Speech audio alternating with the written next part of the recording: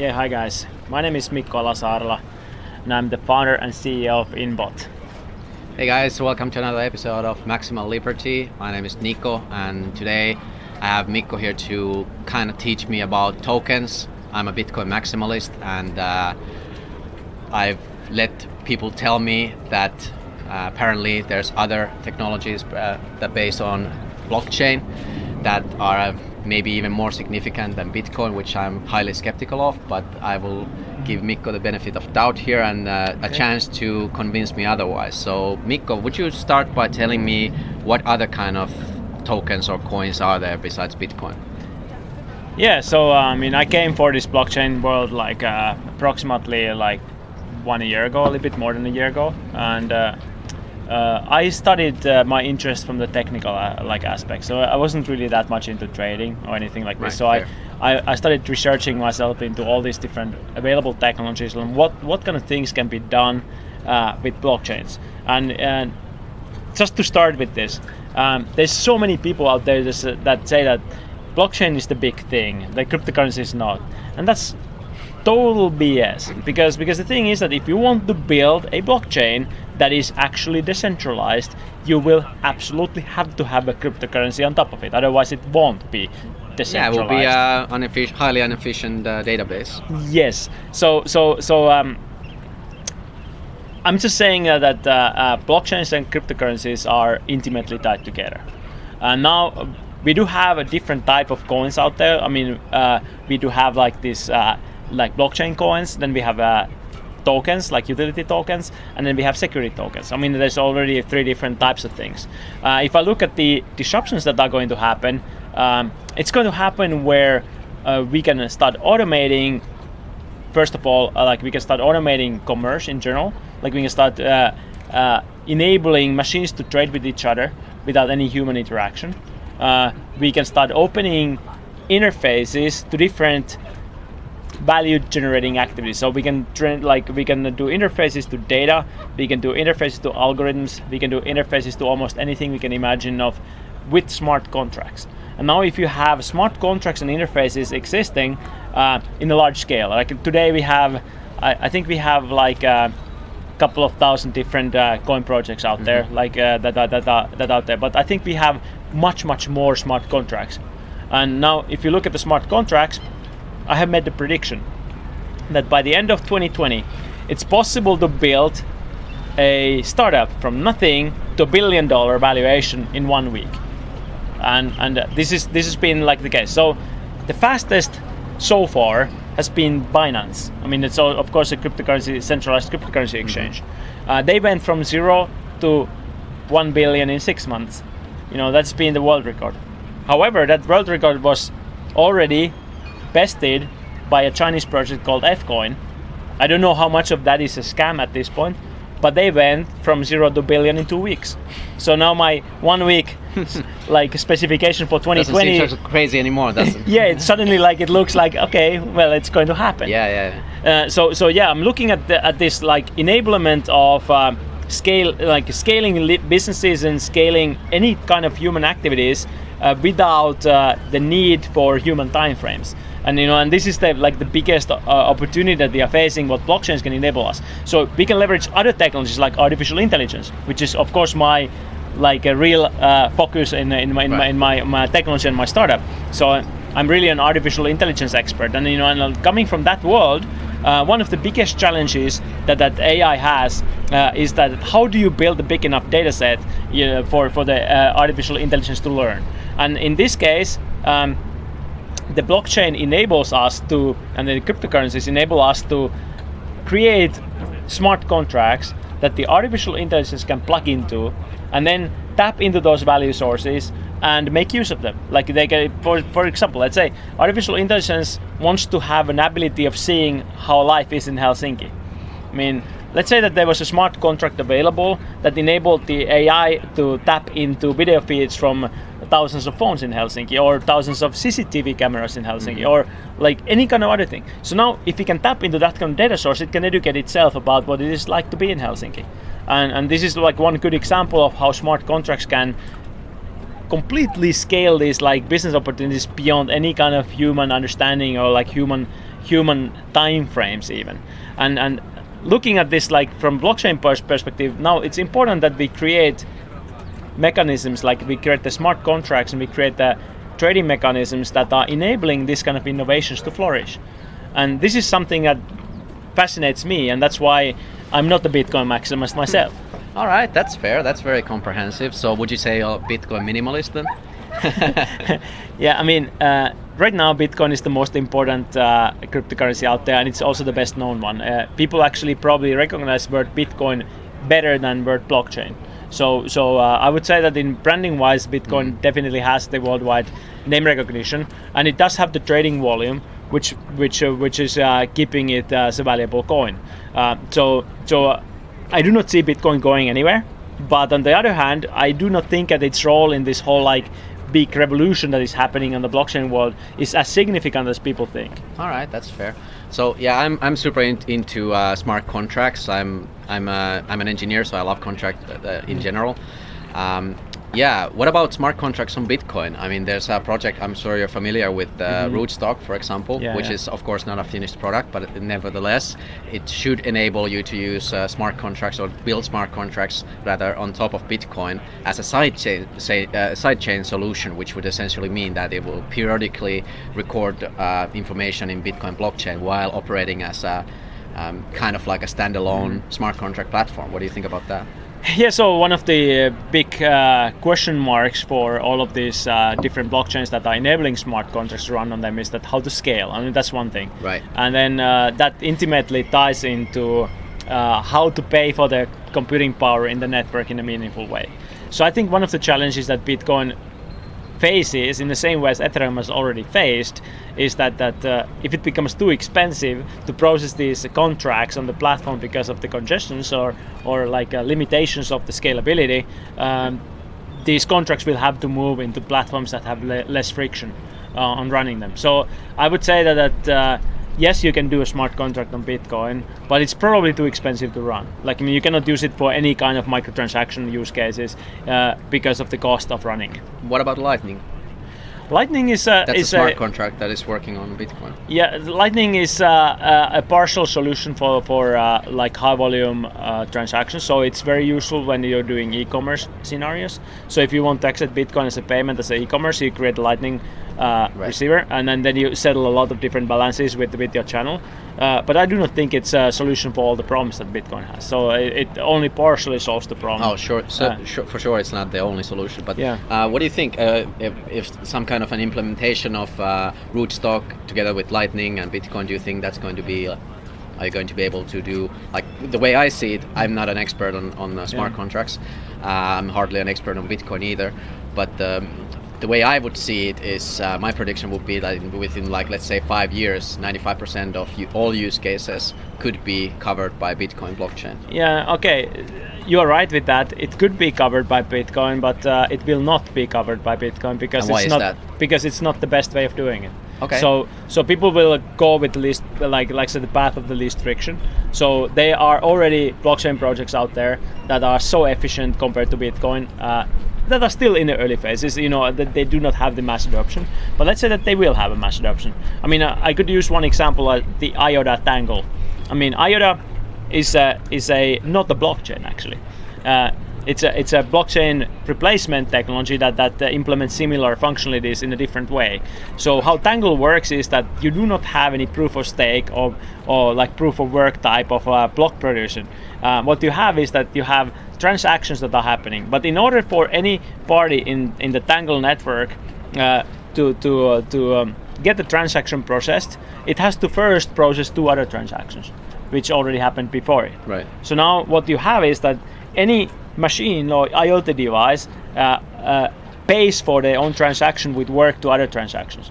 So it's kind of like instead of paying anyone anything, like there's no coins moved, you pay your work that you are receiving from others by paying it first to others. Mm-hmm. And by this, like, every node can then produce, like, anything that ever acts in the Tangle network is contributed to the network. And this way you have ultimately like everybody who ever is in the blockchain as the provider of the blockchain functionality. And it's also scalable because you do not have to store the whole tangle network in one device, because you only store whatever you processed with that device in that device, and then the two transactions that you confirmed are still stored in there, of course. And then because these cryptographic hashes are chaining each other across these transactions that are being processed, it becomes even quantum proof. So it's security-wise like completely at level with any type of blockchain out there. The only challenge is what they currently face is that there is not enough transaction volume. So they've had to implement this centralized controller system that is making sure that transactions get approved in the meaningful timeframes. But if you have a lot of transactions being regularly approved by all those nodes in the system, it can scale linearly, and it's completely free. So there's no cost of doing transactions. So how can you compete with that? Like in terms of like when you want to create an IoT device that for example, transacts with your traffic lights or whatever other things that you want to do. Like you could potentially like leverage private Wi-Fi's, when you're traveling, and you're just using like this automatic crypto-based payments as tokenized models. Yeah, I was actually looking quite in depth into IOTA last year when it came out, and I was really into it for a lot of things that you mentioned already, and I really liked it. However, right now, I think like it's highly experimental. Obviously, like everything in this scene right now. At the moment, I don't think any other project or blockchain has established the kind of level of reliability that Bitcoin has demonstrated. And like proof of stake, for example, Tangle systems, all these kind of different consensus algorithms. Delegated proof of stake is something that is, I think, is going to be useful in some applications, but certainly not a competitor for proof of work, which is Bitcoin. IOTA, by the way, doesn't try to be a Bitcoin. Of course. It doesn't try to be a store of value or anything. It just tries to create a mechanism for IoT devices to transact with each other. Yeah, like the name says, IOTA. Yeah, exactly. It's meant for Internet of Things. But that's the whole point. Like I'm saying, that there's going to be a lot of different solutions and technological solutions for different use cases in this whole blockchain world. So we will see things that are completely different, that cannot be done in other ways. Like I said, in IoT world, you may want to optimize for the transaction, like the lightweightness of the transaction, because the IoT devices do not necessarily have a strong connectivity, and they do not necessarily have a lot of power available, and they do not necessarily have a highly powerful computers in them.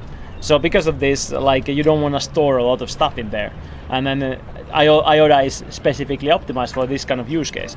But that also means that it's not very useful for some other use cases that are out there. So in the same way, if you look at the transaction volume, so you said that Bitcoin has the volume. Yes, it does, but so does Ethereum. Ethereum actually has more transactions than Bitcoin. It has had it for quite a while already. So in terms of transaction processing as a network, it has scaled. It has scaled with problems. It didn't come without any issues. But for whatever it's worth, currently it's the network that processes the most transactions in the world. That's actually a very, very important point to bring out as well, that there's these different niches, basically different use cases that don't need to be covered by one single, and can't be covered by one single protocol, obviously, just like internet had. I just can't imagine like IoT devices transacting with bitcoins. It just doesn't make internet has multiple protocols as well that work together. So I'm even though I am a Bitcoin maximalist, I certainly think that there is a place for these other projects as well. So that's why I'm interested in hearing your expert view on the things. So there's like three different kinds of blockchain or cryptocurrency assets: coins, tokens, security tokens. So Inbot is doing a token. So could you briefly just tell me what are you actually doing with that token that you can't, for example, do with Bitcoin? Yeah, so in our case, we built a blockchain-based LinkedIn, essentially, or even more clearly, a LinkedIn sales navigator. So we wanted to remove spamming and cold calling from the world, and we wanted to help businesses to grow from a position of trust by receiving introductions to customers that they want to do business with. And in order for you to basically tap into all these human networks that are out there, like if you want to do, let's say you have a company based in Berlin and it wants to sell in Paris. The easiest way of getting into Paris market is to know all of the guys who know the customers in Paris, introduce you to them. Because at the end of the day, the buyer in Paris doesn't necessarily care as much of the fact that you are based in Berlin as they care about the fact that they think that you are a trustworthy person and they can trust that you are going to do a good job for them. Right. So that's the most important thing. But if you spam them, you create already an untrustworthy image out of yourself in the first place. So the easiest way is that one of their friends, whoever it is, like based in Paris, will tell them that, hey, I know this guy from Berlin who is doing this product that is actually a good fit with you, and I think you should talk. And then you have this facilitated introduction. Now this guy in Paris is very willing to listen to your pitch. Now you make the pitch. You still may not get the deal, but it's a very happy circumstance to make that pitch. And then if the pitch works and the guy trusts you, and then you have a transaction that did not require you to spam thousands of people first to get there. And so that's our model. But in this kind of world, we actually started with fiat currencies, and one of the challenges with fiat currencies for us was that even though we had fantastic results on the conversion, I mean, of course, when you get introduced, you have a better conversion rate. Mm-hmm. In our case, it was between 25 and 50%. Some companies periodically got 50% conversion rates from introductions to deals. I mean, that's insane. And if you have these kind of conversion rates, you already proved the point that this kind of introduction model works. Mm-hmm. However, we had a challenge with our community engagement. So now you have all these people who can make introductions, but they do not have anything to do between those introductions in our platform. So if you have one introduction that is suggested to you in February and you make it, and the next one comes in September, you probably forget that you were even part of this network because nothing happened in the middle. And this was something that we found super challenging because we had to kind of remind people first that you are part of this network, you agreed to be part of this network, and now I'm making you a suggestion for introduction. So in order to remove this friction, we wanted to create incentives, like especially automated incentives for people to engage with the platform, as well as invite their friends and do all these things that the game companies are doing. So we wanted to kind of gamify the incentives in a way that it's kind of fun to be part of the platform. Mm-hmm. It's fun to check out your balance like on a monthly basis, and that was something that you cannot do with euros because the banks do not allow you to create these intelligent incentives. And why did we need to do our own token? It's because we had to basically be able to program those incentives specifically for our use case. So now if you wanted to reward people for this thing or that thing or this thing, you could technically use like something like Ethereum for the same thing by creating smart contracts that use Ethereum. But then we would have to had to base our business model on Ethereum's value fluctuations. Like if we can control the value fluctuations based on our own demand and supply on our platform, then it aligns the incentives of the vendors and the ambassadors much better. So because if the ambassadors are doing a good job, there's more vendors coming on the platform.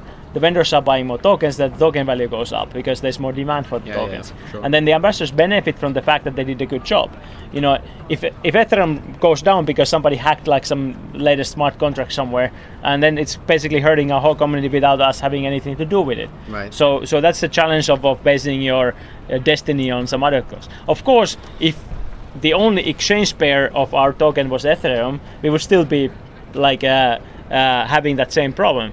But that's why we are willing to, and we are working hard to creating fiat exchange directly from the wallet to our token, so that our token value is not derived primarily by like Ethereum value changes, but more like the value that is generated in the community, which is the proper way of valuing the token.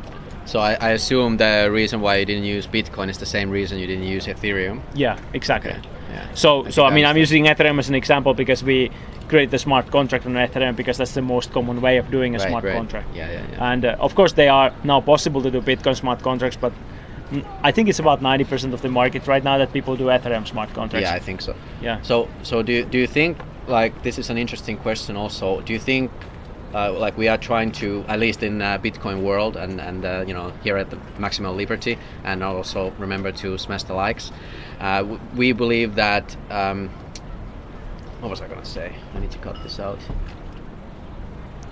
What we talk about? Yeah. So in terms of like I said, smart contracts, Ethereum is currently the 90% market leader, but there are actually a lot of contenders to that place right now.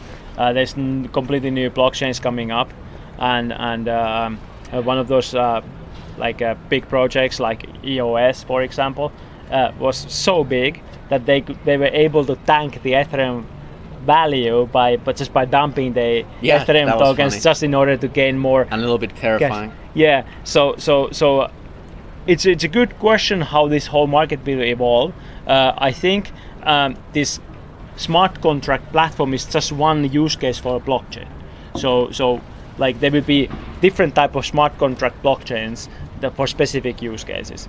Like if you do this kind of smart contract, you're going to use this blockchain. If you are going to do this kind of smart contract, you are going to use this blockchain.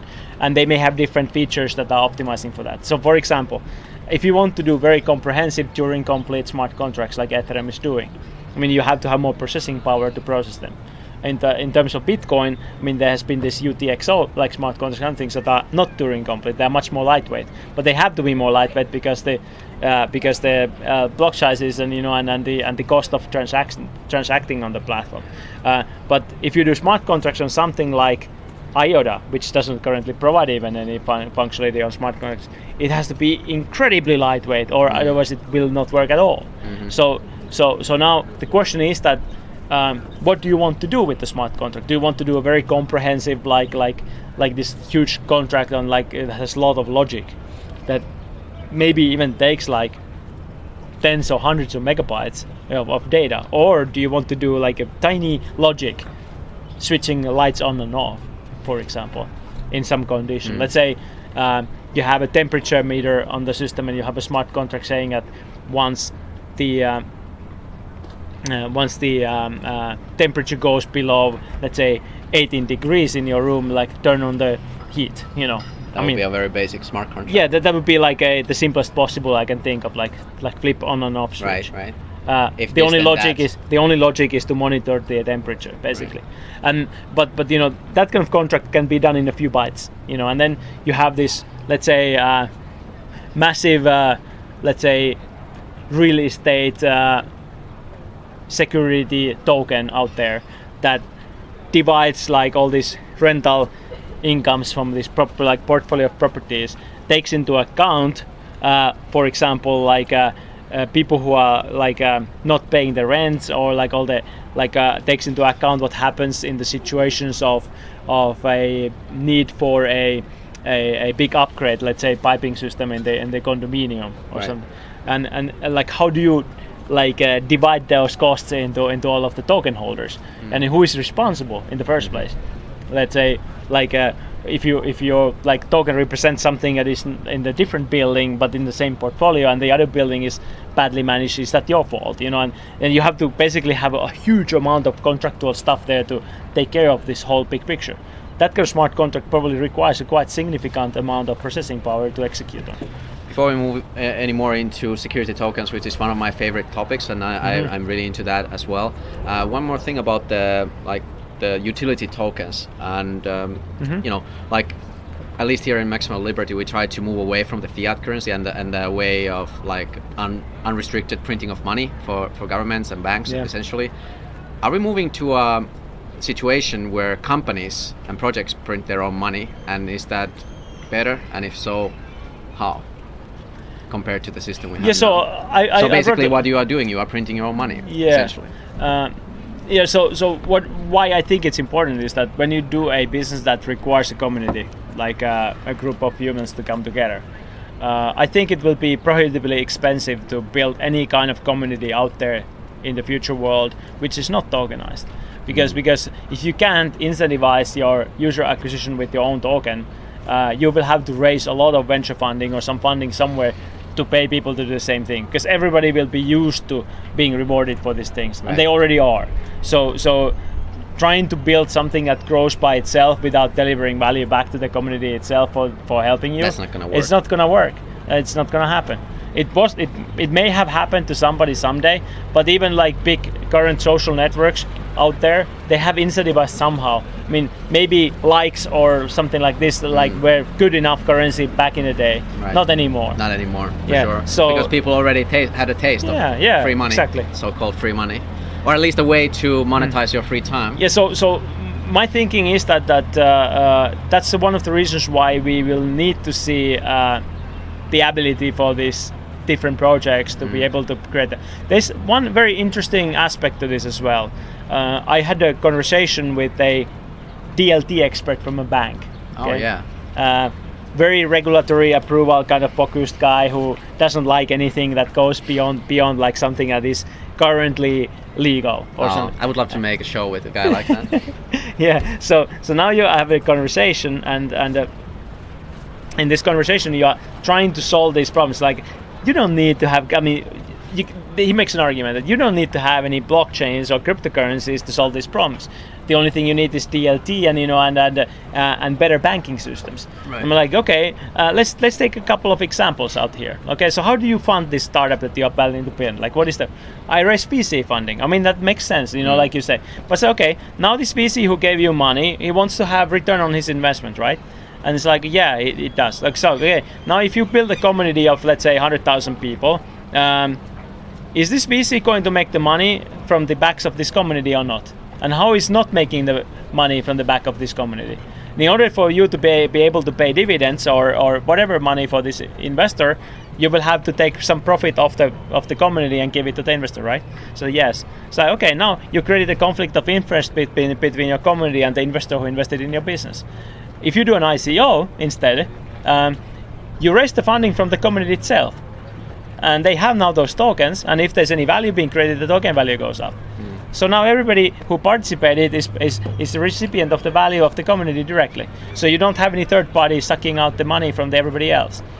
That's an excellent way to put it, actually. I like that very much. And I do agree that ICOs are an extremely effective way to raise capital. And as a crowdfunding tool, I think it's great. It's just that, it's human nature to try to scam people and then fall for the scams and be greedy and try to find these like 1000x gains because somebody got rich and got the Lambo money and they want to. That's actually the saddest part of the whole thing. Like, I mean, I've been active in the blockchain world for a year, and I think honestly, like over 90% of the approaches I've gotten over Telegram or some other means of communication have been some kind of scammers. I mean, that's insane. Like, I mean, it's completely true. Like out of control, crazy how much of these scammers are out there.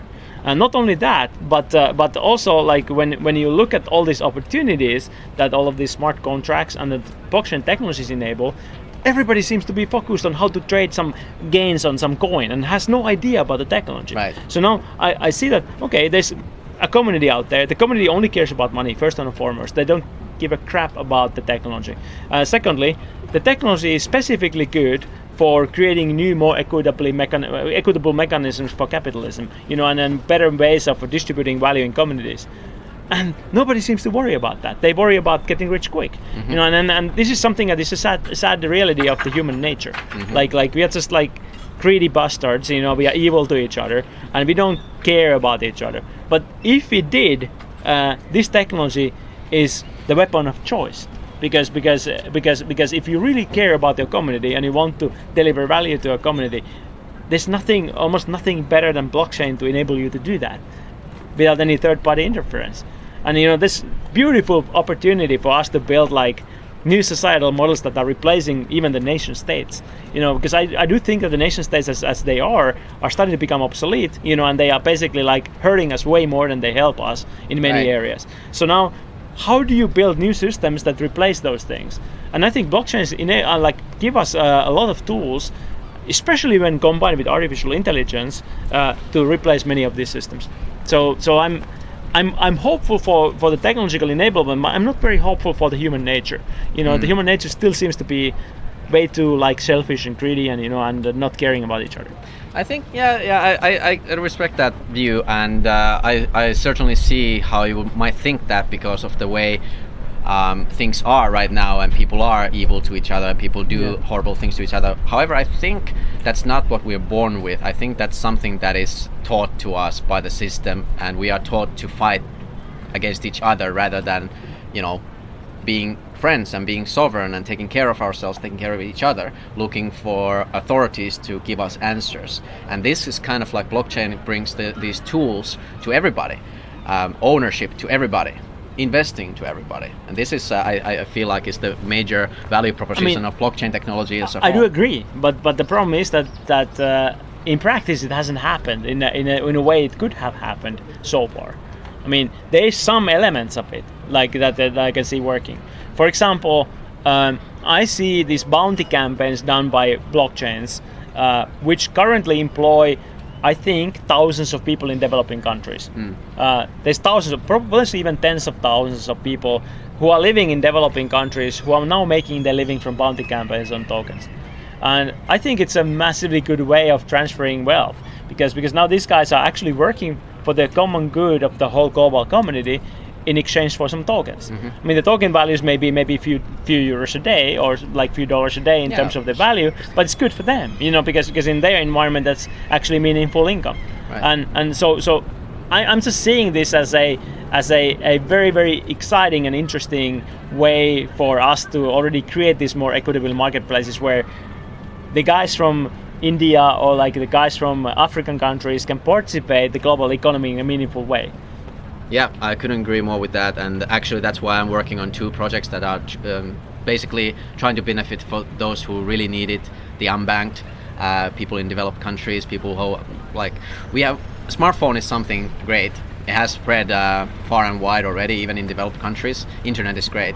We have those tools and we have blockchain technology, and we can bring to these people these projects that can help them claim their financial sovereignty and become the master of their own wealth, their own banks, essentially, and provide services that they've never had before. They've never had these kind of opportunities to lift themselves from the poverty. Like it's always easy to hear, like, I don't want to get too political here or anything, but it's easy for us to hear to say, like, well, just get off your ass and do things. But it's hard when you don't have the tools, and we can provide those tools.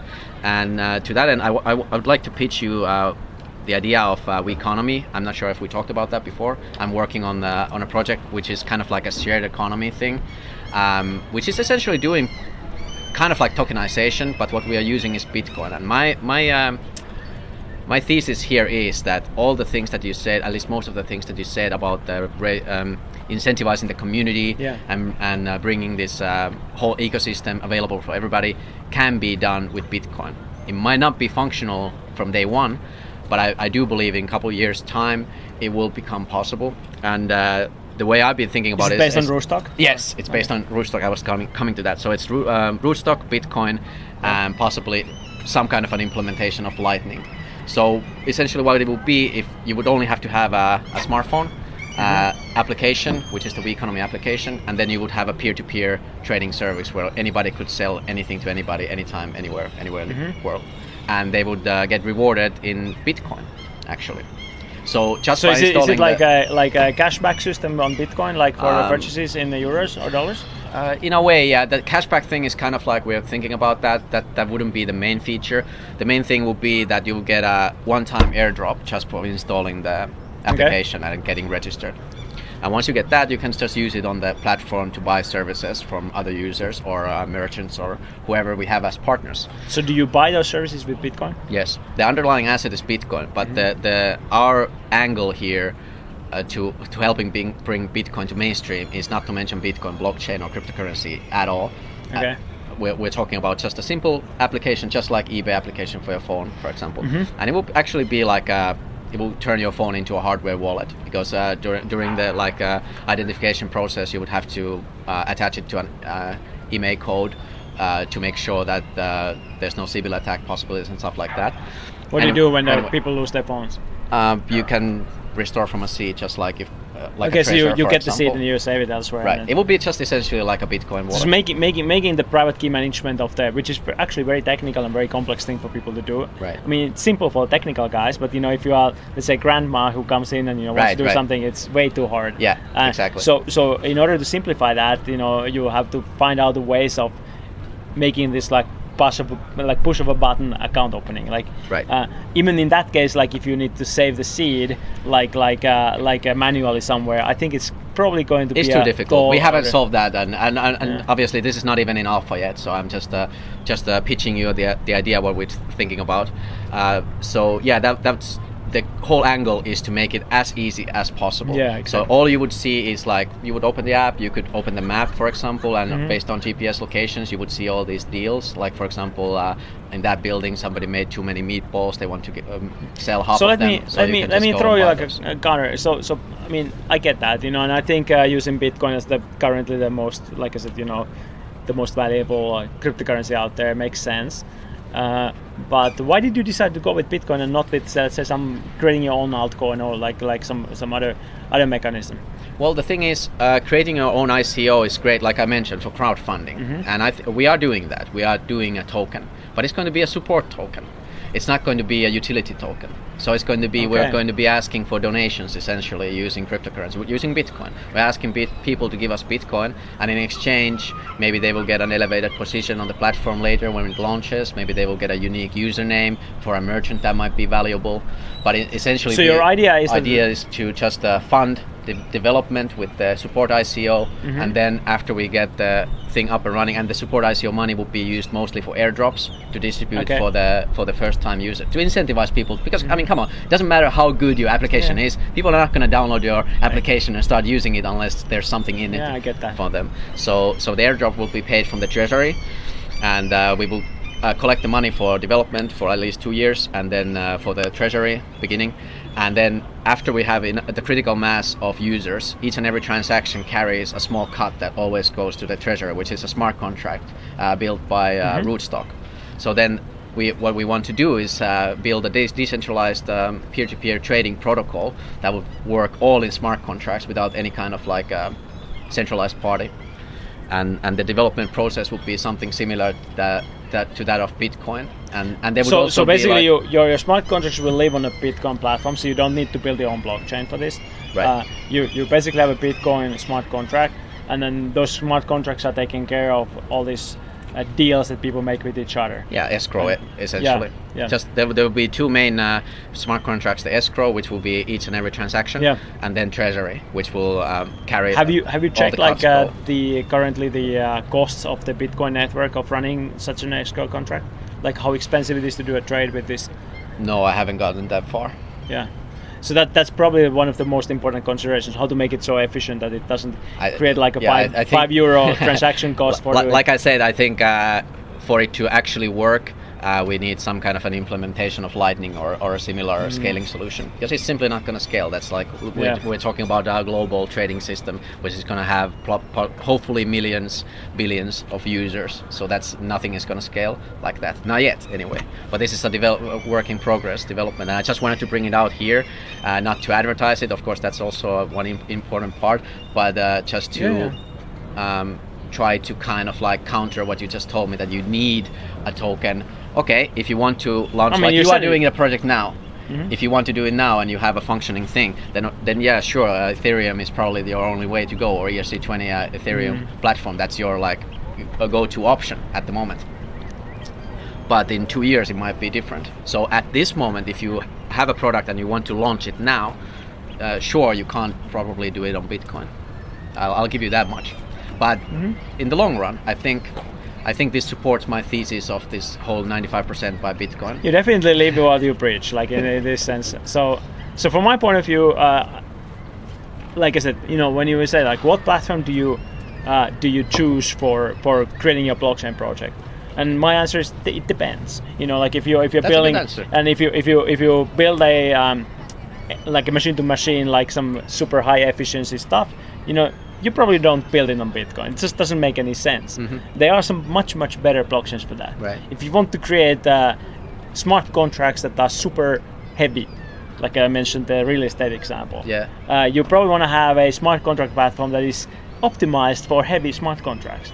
If you want to do small smart contracts that are super simple, then you have a smart contract platform that is optimized for that. And I think that's why we need all these different blockchains. We need different type of tokens for different use cases, and we need like a different type of implementations of security tokens as well. So we need different coins, different tokens, different security tokens, and there's no one size fits all like in this market.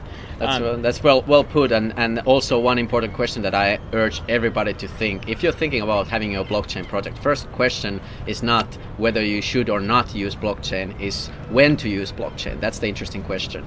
When? Because most of the time the current projects don't need blockchain at all. So I always like so my acid test for blockchain need is that, is your business based on a community? And does your business have a natural community around it? If it doesn't, I don't see any use case for the blockchain. The community is absolutely necessary for this decentralized operation. Again, if you're like I said, if you have a B2B business that is selling to 5 clients on the planet, like what's the point of anything? Like in this case, if you have thousands and thousands of parties to the equation that need to be independent of each other, and need to be able to operate independently, well, suddenly you have a much better use case for a blockchain. Right, and I would go even as far as to say that you only need blockchain if you need censorship resistance, not otherwise. Well, need.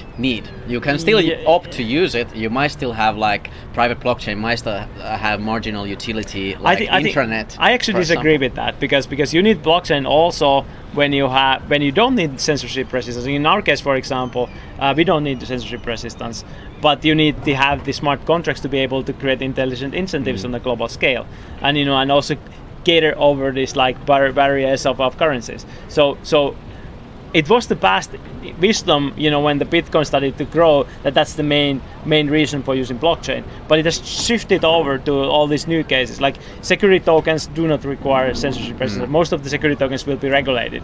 So because of that, like everything is KYC. Everything is like, you basically have to. I want to challenge that. I think security tokens do need censorship resistance, actually. Because I think the way I see the world in the future is that, like we mentioned earlier, that somebody can buy a piece of that apartment there in that building using a security token. Then that somebody could be anybody. Just the private key owns that. Yeah, the ownership is tied to the private key, not to any person. You know what I mean? So it could be, and the ownership could also be pseudonymous. Just like Bitcoin is pseudonymous. So that means that it's not anonymous, it's tied to your private key, which is public. So I would say that there will be very few countries that will allow you to have anonymous ownership of major assets. So you have to go with your own identity. Right. And the governments will probably want to have some rights to confiscate those things from you. Yeah. So, and they will always. And when you talk about real life assets, there's no way to bring them to blockchain. Yeah. It's always subject to the guys with the big guns to respect your ownership. Yeah. So as I said, there are use cases for blockchains that do have to live with censorship, like sometimes. Right. But so that there are also like these use cases for blockchains where currently, like I said, there's in Finland now the banks are having these DLTs. They're now building these digital ledgers where they can do transactions with each other, so where they can have shared ownership of some documents between banks. That's completely regulated market, and it's kind of a distributed ledger because everybody has their own version of the ledger, but it's not the blockchain, and it's not even a replacement for a blockchain. It's just a use case for themselves that makes more sense for them because they want to they need to be, first of all, because of their bank status, to be in compliance with all the regulations and privacy laws and everything else, but they still want to use some of the benefits of decentralization, in this case, like everybody having their own copies. And they also realize the need for more collaboration between banks because the old ways of not collaborating will give way too much space for fintech companies with PSD2 and other these regulations to basically take over all the businesses from the banks. So now they're building their response before everything is open. But I still see that as like the question is always like, do you have a business that goes across borders? If you go across borders, blockchain. Because if you stay in the same country, it's a good question whether the blockchain makes any sense anymore. Because you will basically be limited to the regulation of that one entity. But let's say that you want to build a business, like a community that goes across the border of Finland and Russia, for example. You have a ruble, you have euro on the other side, you have ruble on the other side, then you have completely different legislations. Are you going to trust as a Finn, like your money is being held in the Russian bank, and as a Russian, are you going to trust like the other way around? And then if you start realizing that, well, it's not going to work like this, then it's like, okay, maybe blockchains can help with this. Yeah, and I don't think in the future people are going to trust banks at all. Like, give me one good reason why a millennial would trust a bank right now. Like, I don't see the future. The banks gotta change their I think we will trust something else. Like, I mean, we always trust on something. It's true though. It's true though. I think companies like Coinbase, so they are becoming banks. Becoming the banks that we trust. So there's different entities that are now going to replace the trust that we are placing on the existing bank. I do not trust the existing banks either. I think we always talk about money laundering in cryptocurrencies. The banks are the money launderers. Like, I mean, every one of them launders money. Yeah, like, of course. And it's just a legal way to launder the money. Yeah.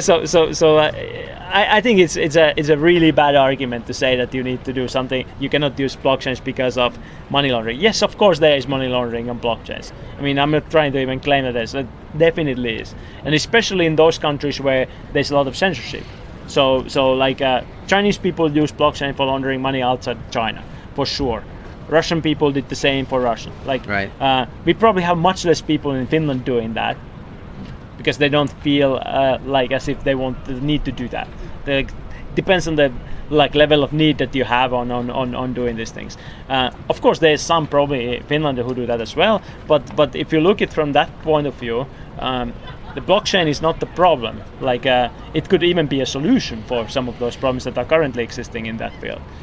Yeah, and I don't think we even grasp all the implications of the technology and what comes from the technology and the whole. It's super exciting actually to be alive at this point where the technological, I wouldn't say revolution, but evolution rather. And I feel like some people compare it to the similar leap as agriculture was for socioeconomic growth, which I think is it's a pretty bold statement, but I think it could be true. But yeah, since we're talking about trust, don't trust anybody, especially not banks. Don't trust even us. We are just two guys talking about our opinions. We're not giving you any advice, anything like that. Smash the like buttons if you like our conversation. Always fun to talk about cryptocurrencies and blockchain. It's a pleasure to be here. And even though we seemingly disagree about a lot of things, we also agree about a lot of things. And you certainly turned me a little bit away from the total maximalism of Bitcoin equals blockchain.